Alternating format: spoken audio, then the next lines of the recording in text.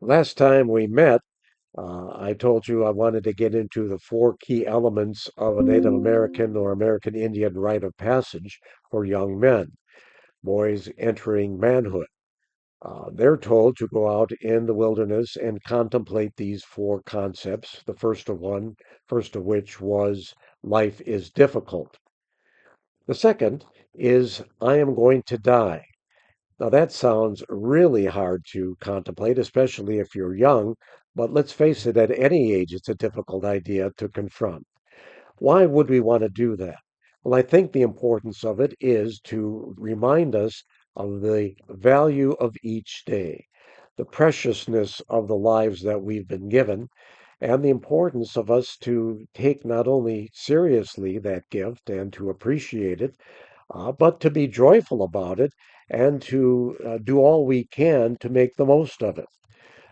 And I'm not going to spend a lot of time here on spiritual engagement, although I do think personally that's a very key element here.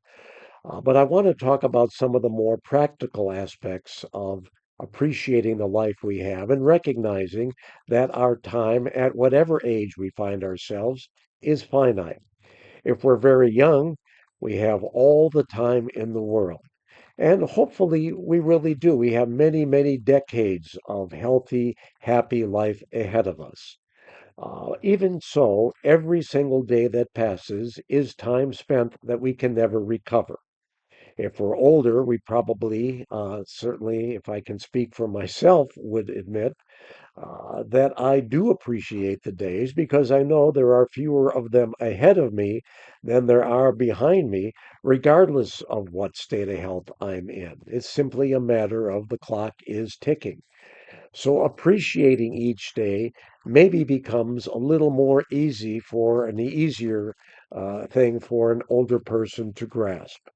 But at any age, I invite all of us to do that, to appreciate the life we have at whatever stage we're in, and to recognize that the more time we spend being unhappy, wasting opportunities, or complaining, or just being negative in general, the more likely we are to perpetuate that misery into the long term, realizing perhaps at some point that we have regrets. We have a wish that we could turn the clock back, which we never can do.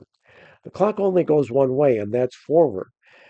And if we're able to deal with the challenges of our life, understanding the first message that life is difficult, but finding the resources through our God, others that are in our path, and our own ingenuity to get past or meet those challenges and go forward positively, understanding that the mistakes we made in the past, we can't undo those, but we can learn from them and we can avoid making them again. Are some of us going to be luckier than others?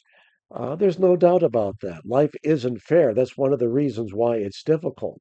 But much of the opportunity we make for ourselves, and those are things that don't have to have uh, good luck to accomplish. What we need instead is ingenuity and perseverance and a willingness to take risk, guarded perhaps, but prudent risk, is going to be necessary in life if we're going to get off dead center.